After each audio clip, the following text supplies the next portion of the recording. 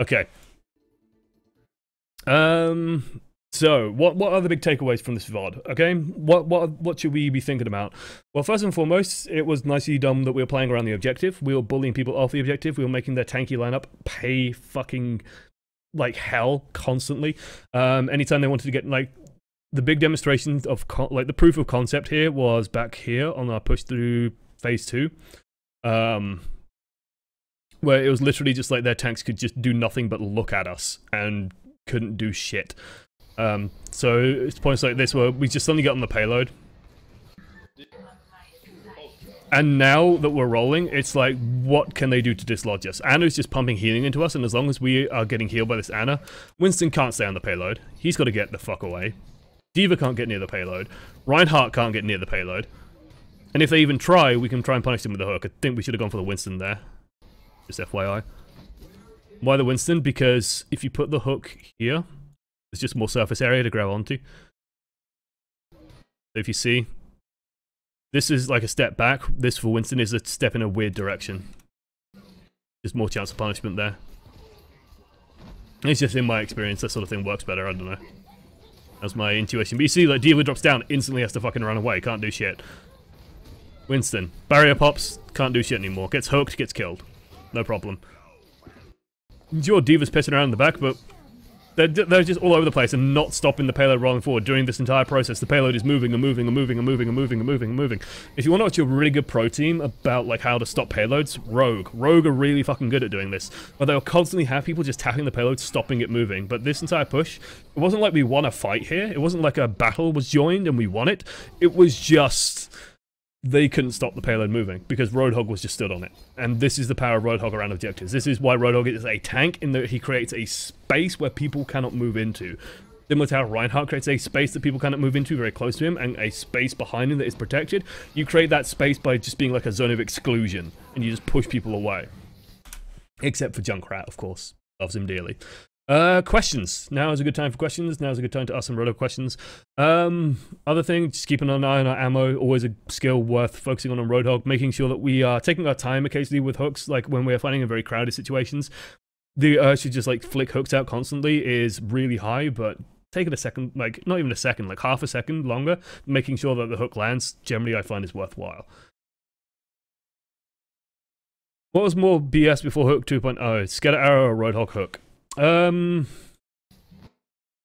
I would say the Roadhog Hook. I mean, Scatter Arrow had moments of being BS, but I lived in an era where, and I played Overwatch in an era where Scatter Arrow could headshot, as in the bouncing scatters could headshot, and I know the meaning of bullshit scatters. So be thankful that you people did not live in those dark times, because they hurt. That you didn't live through the dark times of having like 5 Hanzos coming out of the spawn in King's Row and just firing arrows around the corner and trying to get a quick pick. That was legitimately a tactic that people ran. Yeah. But Hook 2.0 honestly like made Hook behave, just made the Hook behave in a more consistent and logical manner, which is fine. I've seen some Roadhog streamers play Hog mostly as a flanker. What's the best way to use it? It varies from moment to moment. And what you like, if you are finding that your team is, like, if you're playing as a big team unit and you're still losing fights, then going flanking is never a problem. Also, if you are just very confident in your strategic thinking, because the worst thing that can happen is this: Roadhog goes flanking, goes out, throws out a hook, woo, the hook goes out, and you miss, and then their team will just turn, faces you and kills you, and you give them 600 ultimate charge. Like, that is fucking terrible, and that's a disaster. So make sure if you're going on that flank, you are being cunning enough where you are not being spotted. Being quiet enough where you are not being heard and seen coming in, because if you are feeding like fucking crazy. When you get one kill, just get out. Don't stick around for more. Get the hook, get the kill, get out. Wait for another opportunity. The hook, like the flanking playstyle takes practice. And I would honestly recommend learning the central Roadhog, like the more unified, tanky bruiser Roadhog style first, and then you start experimenting around with, okay, let's try a flank now and see how that works. Okay, their team lineup is like this. It's very like clump together. Maybe their clump is doing more DPS than ours, maybe it's causing more problems, but there's opportunities for me to just sort of roam around the corner, take a long distance round, maybe I can get a pick there. Let's try that. And that's how you start experimenting with that playstyle, seeing what works, and when it doesn't work, you sort of go, okay, why didn't that work? Well, maybe someone spotted you on your way in, or maybe you were just walking and you just like stomp, stomp, stomp, stomp, stomp. You just moved around too much near a corner that people could hear you and say, hey, Roadhog's around this corner. Maybe they just have a McCree and he's just waiting for you. Maybe they have a Widowmaker and Infrasights up, or Hanzo and Sonic Arrow spots you. You learn to be what's very careful about sort of moving stuff around. But like we saw here, Roadhog is just very good staying on a point and just killing shit. I'd also say flanking Roadhog is more of an offensive thing, and Roadhog, in my mind, is more of a defensive character. He just works better when people are trying to come to him. So when you're playing on offense, you can afford to be a little bit more free range, a little bit more wandering around. When you're playing on defense, you are very much the core of your team. Like, you are a pivot for your team to move around because the enemy team can't really move into you, so you create that zoning effect. On offense, it's less so, and you're more interested in either winning the barrier battle or getting picks. And if you want to go get picks, then you go flanking. I think that about covers it. When 1v1s came out, a common piece of advice was to never be the first Roadhog to hook. Some experimentation revealed that it's not always the case. Does this advice still hold off, or has anything changed to be since then? I'm not sure on the specifics. Like, I'm not a Roadhog main, and I'm not going to try and inform you on that too hard. What I will say is that if you are hooking another Roadhog, there are a number, or hooking anyone really, there are a number of things to be aware of that you should be that should be a part of your consideration process for that hook. So, do they have a Zarya is always a big concern. Do they have an Ana, for example? Because if you hook someone, chances are she's going to throw a heal grenade at you. Either a friendly heal grenade or an anti-healing grenade. So you're going to have to contest with that. Do they have a McCree to stun you? Do they have a Sleep Dart? Do they have another Roadhog that can hook you out of it? All this kind of stuff all weighs in. And for example, if they have an Ana and you don't, and you throw the hook out, get their Roadhog, pull him in, their Ana just throws a heal grenade, that Roadhog wins every time. Like, every single fucking time. I think the general advice still kind of holds that in the 1 versus 1, if you hook first, the way it works is the time it takes to hook and fire a shot is less time than it takes being pulled in and firing the shot. But the thing is, firing the shot is not enough usually to get the kill, so you got to consider like damage from other sources and things like that. Also, like if you land so in a situation where like, you're like on 600, he's on 300, then what will happen is you will hook, pull him in, fire the shot, kill him, but he would have fired a shot and put you on 300. And it's about 300 damage is what you're going to take. So if you're sub 300, be very careful about it. If you're over 300, then maybe you can afford to get away with it. I've won about Harblu. He does a lot of flanking with Roadhog. It's just based on good map windows catching it. It's, again, the same thing. And the thing with Harblu as well is he's done it a lot, so he knows how it works. He's also just a very skillful player. And it's worth considering the fact that Harblu is creme de la creme. Like, he's not going to fuck it up when he goes around on the flank for a hook and start feeding out of control. So he understands the opportunity costs of it. But the way that Harblu got there is by just experimenting. So make sure that if you are going to just try it, and I recommend doing it more on offense, go around, try it out, see how it works, and then go from there. One sec. Where did OBS go? OBS? OBS? There we go. Speed that up. Is Roadhog the only hero that does not auto-reload at 0 ammo? Maybe. It's just, it's very easy to sort of lock yourself out. Extremely easy to lock yourself out of a sequence. Because what you'll find is you'll start reloading, and you'll throw a hook, and then you'll cancel the reload, and then you'll melee, and then you'll cancel the reload, then you'll have a paint can, and you'll cancel the reload. So it's just very easy to sort of get stuck in a loop. Just be very aware of when you're running out of ammo. Like, try and keep track of that mentally, and try and keep track of, okay, I have to reload now. Or if you're going to try and do something, make sure that you're avoiding doing things on one clip. And I recommend the way you break that is you just keep an eye on your ammo count. And every time you are going to try and do something, you check, do I have all 4 shots? Do I have 1 shot? If I only have 1 shot, should I make this play? If I pull their Roadhog and I only have 1 shot and he has 2, he wins. So yeah. Any good tips versus Tracer? I used to count blinks and you can crap on them most of the time, but I imagine avoiding 1 versus 1 is best. The thing is, like against Tracer... actually, wait. Let's do this one quickly. What's the best way to counter a hog? Ana. Ana is by far the best way to do it, because Roadhog gets away with a lot of shit because he gets healed up. He gets picked back up and stuff like that. If you just throw an anti-heal grenade on him, he can't do anything anymore. Sleep darts fuck his ultimate. Sleep darts fuck up a lot of the stuff he's trying to do, and it really shuts down Roadhogs. Also really helps out Roadhogs. Part of why when Roadhog was powerful, Anna was powerful. Other than that, Zarya is also just very good. Anything with a high source of damage. Tracer is... like, Tracer is a constant source of debate that I've had countlessly, which sort of feeds nicely into the next question, where you will have Graviton bombs for days, but he can also one-shot you. So there's... I saw a ton of pros debating this back and forth, and some of them thought that Roadhog countered Tracer, some of them thought Tracer countered Roadhog. It's up in the air. Pharah, very good against Roadhog. Like, what the fuck is Roadhog going to do to a Pharah? Nothing is the answer, unless the Pharah fucks up. Other than that, like, general high damage sources, just very good. Reaper's okay against him. Another Roadhog. Like, this is one of Roadhog's problems, is one of the best counters to Roadhog is Roadhog, so, yeah. Like, that's also a pain in the ass. Right, let's talk about versus Tracer. So counting blinks is one of the best ways to do it. Also just anticipating blinks. So Tracer versus Roadhog. Like, let's say you are the Roadhog, let's make you blue. Okay, let's give you a piggy snout. Boop, boop. Boop, boop. Ears. Big floppy pig ears. Floppy ears. Okay, so we are Roadhog.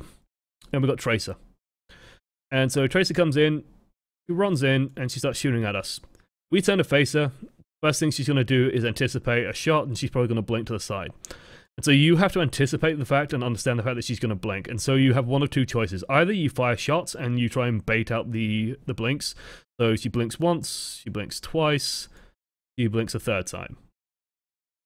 And then you go for the hook, or you try and anticipate the blink. In which case, the best thing to do is to gauge distance. So we are Roadhog, it goes raw. Let's say that Tracer is quite a distance away. She's not going to blink through us, right? Because that's too dangerous. If she's far enough away that she can't blink through us, she's not going to do it. So she's either going to blink left or right. So then you can anticipate the fact that, okay, blink moves a fixed distance. So if I throw the hook, like if I turn face her and then turn to where she might blink and throw the hook that way, then there's a chance you get it. It's very risky, but it makes you feel like a fucking god when you land it. If she's close, then she's probably going to blink through you. Tracers do this all the time to feel flash. So she's right next to you and she'll just go straight through you. You can turn 180 and get her. And this is why there's so many Reinhardt clips out there of pros playing Reinhardt, getting attacked by a Tracer with a barrier up, and then they just turn 180, charge, and get her. Because so many people just blink behind the Reinhardt, not thinking. In general, I'd say counting blinks is definitely the best way to do it. It's also a good idea to just try and pull the fight away. So if you are caught out on your own, and the Tracer's just, you know, fucking doing a merry jig around you, boop, boop, boop, then what you do is you just move somewhere where people can help you, where Soldier 76 can start shooting, where people can actually start backing you up. Now, the upswing to Tracer just, like, trying to fight you is that when she gets a pulse bomb, she's probably going to put it on you. And it kind of has this nulling effect, right, where she's built up an ultimate, she spent all this time building up an ultimate, and then she instantly uses it on you to kill you. So all that time she's used has effectively got a 1 kill, which is actually good. In a bizarre way. Like, it's actually useful. Because she's not using that time to kill Zenyatta, she's not using that time to kill the support, she's not using that time to kill anyone else, she's just focused purely on you, and that's kind of your job, to be focused as a tank. Tracer right now is honestly, like, she's crept up and up and up and up, and as people have got better and better and better at the game, she's sort of bubbled higher and higher in the meta, and now she's sort of hitting, I would say, critical Tracer, where she is starting to become very notorious as, like, this is the problem girl, sort of going forward. Beautiful. Beautiful fucking artwork. My internet was crap, so I have to watch coaching again tomorrow, but thanks for the coaching. You're most welcome, Rolner. The VOD should be uploaded pretty soon. What do you think about the Roadhog gun buff? That he one-shots people even without meaning to do it. I think that Roadhog's always kind of been able to do that. It's just he can do it more reliably now. And honestly, like, when I die to a Roadhog right-click, I usually just think, oh, well, fair enough. Like, that's a good shot by him. I think it's very easy to attribute that sort of shit to luck, but there's a lot of good Roadhog players out there that can do that stuff reliably. So you just got to anticipate that if you are at about 8 meters, there is a danger for you to be one-shot. If you get close to Roadhog, there is a danger for you to be one-shot. And if you aren't anticipating that as a threat, it's like going up against a Hanzo or a Widowmaker, and then they headshot you, and you just go, oh, fucking lucker. It's exactly the same thing to me. They got a good shot off, you die. Okay, fair enough. You either engage from further away, or you play more carefully around his right clicks and just hope. How do you counter a good Roadhog? Like I said before, Ana, Zarya, both very good. If you've got a Pharah, then you try and blow him away. Just be very careful around him when you don't have barriers available as well. It's just general good advice. If there's no barrier up, then he's going to hook, and it's probably going to hit. So be careful with that. And just try and capitalize as well. Like, don't let Roadhog like throw a hook and then like go down to half and run around a corner and get a free health, free heal up, and then run back and get another hook. Like, if you just let him get away with shit, he's gonna get away with shit. Punish when he makes a mistake. If he gets out of position, if he's away from his tanks, then he has to go back a long way to heal up usually. And so you can really punish that very aggressively and just kill the shit out of him. When landing a Roadhog hook, I struggle to kill my foe. How do I ensure that they are cooked and sent 6 feet below? Aim for the neck. So let's take Tracer here.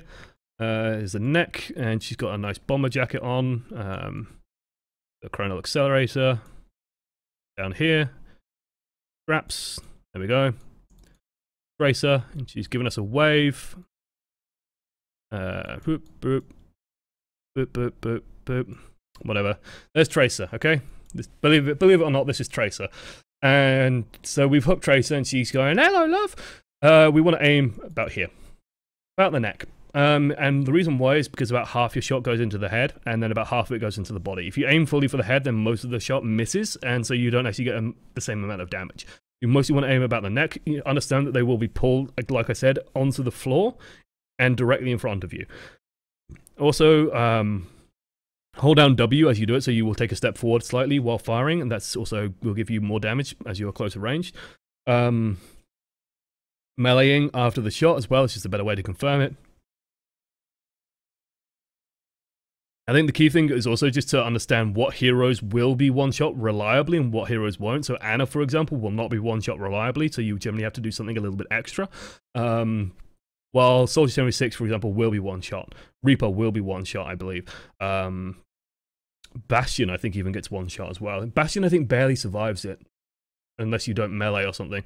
But supports in general are usually very hard to finish off, except for Zenyatta. Zenyatta's very easy. But Mercy, Lucio, Ana, I think all survive it. I think Symmetra actually does okay against it. Diva actually survives it because she's so small. So you generally have to do something else to finish it off. So it's just also understanding, like, okay, this is a hero that I've hooked that will probably survive this, so I have to do extra. Zarya's another one where you will hook her, you will pull her in and do about 350 damage. But then she will bubble. So you have to anticipate that bubble, and you can either just left click again, get rid of the bubble and then finish her, or you can let the bubble wear out. If you're letting the bubble wear out, then you've got to be aware that she can be healed, and therefore she can be picked back up, and then she can get back into the fight. So you've got to consider, like, who is around me to help me finish off this target. If you have people around you and you're fighting against Zarya, then just left click, blow the bubble up, then kill her. That sort of thing. It's just like a thing to be aware of. How to duel a good hog as Reaper? Dodge the hook is the answer. Anticipate the hook. If you can get past the hook and just get into him, you will win, usually. His left click at melee range is still lethal and dangerous, so be careful about that. But if he lands a single hit, Wraith form, go away. You can just retreat, no problem. And if he's just like nicking you, then you will win. And you can stand at like a 4 meter, 5 meter distance and be safe because he can't left click you very well. He can't right click you very well because you're too close. He can hook you okay, but as long as you're anticipating the hook, you can actually Wraith form it if he tries to just throw it out. And then once the hook is dodged, you just win. You just shotgun the shit out of him and kill. And then you heal off his corpse, which is nice. It's actually one of the nice perks of Reaper is you have momentum. You just keep healing. Really cool. And if Reaper ever becomes meta again, I imagine it's going to be very important. I hope everyone is enjoying the Tracer drawing with her dodgy finger. When would you swap Hog for another tank? If they are playing like super heavy flanker and you are just not landing hooks, that's a good sign to swap to something else. Like a Winston, for example, would work quite nicely. Zarya, possibly. If they're playing Pharmacy and you're just getting dicked on, and they're playing from like long range, then fuck Roadhog. Like, you can't do anything at long range, so that's when you swap. Both these questions are pretty much the same, which is nice. It's always nice when that happens. In general, it's just like, if you are not getting hooks and getting kills and not shooting a barrier, then why the fuck are you on a Roadhog? Like, to me, the way that it works in my mind is I need to be killing barriers and I need to be killing people. If I am not doing these two things as Roadhog, I am probably playing Roadhog wrong, and I should be doing something else. So just keep an eye out for stuff like that. Work with that. But next to a corner, sometimes you can hook at an enemy road first. If you're able to just take one step, he won't be able to hook you. You can easily, yeah, there are places where you can just fuck with the Roadhog, basically. Some of the Korean teams, the hog gets nanoed. Why would they do that? I'm assuming you mean the Roadhog gets nanoed. I'm not sure. Whatever more plays. I need to catch up badly on Apex. So when you are nano boosting Roadhogs, you are A, saying like fuck the tanks. B, there's usually nothing better than nano boost. So in situations like that, like Korea's generally been playing triple DPS pretty heavily, but if they're playing tank heavy, then nano boosting a Roadhog is actually a great way to just kill some tanks. It's a good way to just delete a Winston. If whole hog is up, whole hog plus nano boost is fucking amazing. Does a shitload of damage, so it's a good tool in the closet. It's also nano boosted Roadhog is very difficult to displace. So if you're looking to stall on a point, or just, you know, if it's King of the Hill and you're just trying to keep a point alive, nano boosted Roadhog will just stay alive. Because he'll heal himself, and then you pump healing into him as Anna, and you put a grenade on him and just keep him alive. He will just last the full duration. Like, he's not going to die during the nano boost. So that's some of the reasons why you would nano boost a Roadhog. Specifically, I would have to look case by case of like, yeah, this is why they did it. But chances are there's just nothing, like, you know, there's no Genji available, and there's no Soldier 76 available. Nano boosting Roadhog's not a bad idea. And like, they're too far away for a Reinhardt to work, for example. Do you think that Roadhog is an accurate representation of New Zealand, France, or like Junkrat is basically the epitome of Australian men? Surely it'd be more sheep-based with New Zealand. Surely. Other than that, I couldn't say. I couldn't tell you, actually. I do know that some of the Pacific Islands have some of the highest obesity rates in the world. Like, real major obesity issues, so... And from what I understand, like, Roadhog has islander origins. So, seems to fit. Seems to work. Animation cancel works as soon as you see the ammo go into the gun. You can half melee and hook as soon as you see the ammo go in. Yeah. The problem with this is, like, the animation is very long compared to a lot of heroes, so it's very off-putting. Like, we've got a reload on screen now. So... like, you've got to wait for that moment, I think, when the flick up. Like, if you watch the ammo counter, it's a little bit tricky. So it's now is when the reload is finished, after it's been slapped in. But it's just so easy to cancel. It's so easy to cancel. Evermore is a 5k SR Roadhog. Oh, juicy. Imagine you can also just frag out then, like crazy. Can you expand a bit about Zarya versus Roadhog? He counters her, he kills her. What's the deal between them?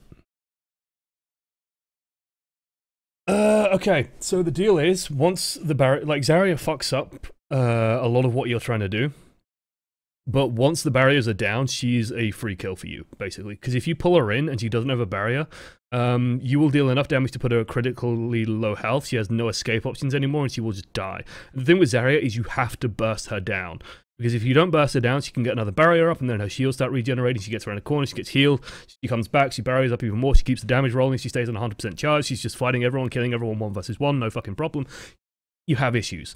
But with Zarya, when she's high charge, and if she doesn't have a barrier, and you get the hook, and then you've pulled her in, you've dealt 350 or so damage, and then you can just go and finish her off, no problem. The rest of the team should be jumping on that opportunity to do so. And even if you get the hook and the shot combo off, even if she barriers up after that and she's on high charge, just break the bubble and then finish her off regardless. Because if she's on 80 charge, her being on 100% charge isn't that different in terms of, like, her outputs.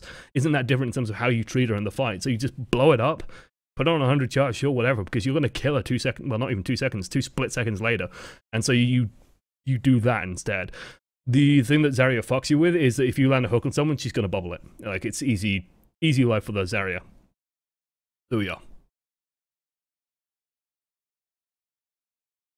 Do you think that Zarya and D.Va is a soft counter to Road, but Road is a hard counter to Zarya and D.Va? I think they work in a very special way with each other. They do work in a special way with each other. I'd say that, like, soft counter and hard counter is just poor terminology to use, because what hard counter implies to me is that if there's a Roadhog on the team and you have a hard counter, then you stop playing Roadhog. That's not true at all. Or you stop, or you stop playing Zarya and D.Va because they have a Roadhog, which isn't true at all. You change how you play. You play more behind barriers. You play more carefully around the Roadhog. You wait for the hook to go down. Then you start doing things. Especially with Zarya, like you just adapt your playstyle around what the Roadhog's doing. With D.Va, it's more about creating opportunities for your team to get her out of her mech, and then once that has happened, capitalizing off those opportunities. If you have not removed D.Va from the mech, then you can't do as much because she can block you. So it sort of gives you this extra priority list. It's the same thing with Zarya, really. You have an adjustment of priorities where you've got to get rid of these tanks, and that sort of becomes your job. If you don't do that, then you're going to be less effective, your team's going to be less effective, and therefore you're fucking up a bit. So it's this basic case of like, let's get rid of that first and then do that. Best Roadhog spray and emote. I really do like Roadhog's laugh. I think Roadhog is a great laugh. Best Roadhog spray is the pig one.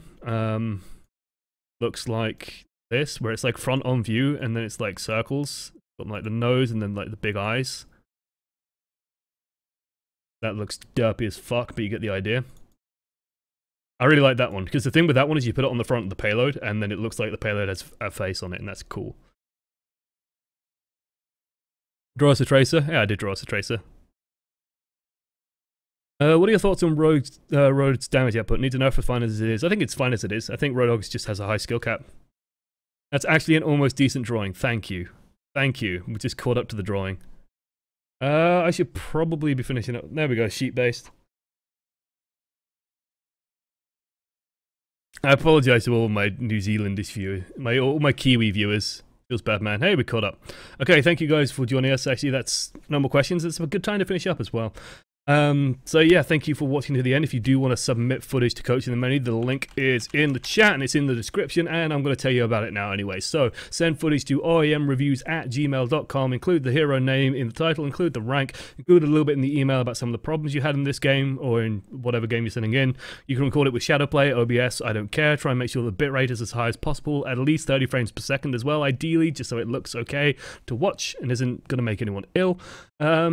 And yeah, that's about it. Hey, ISB15 as well, welcome. Welcome to the Many. Make sure you press that share button so you get the cool drop down.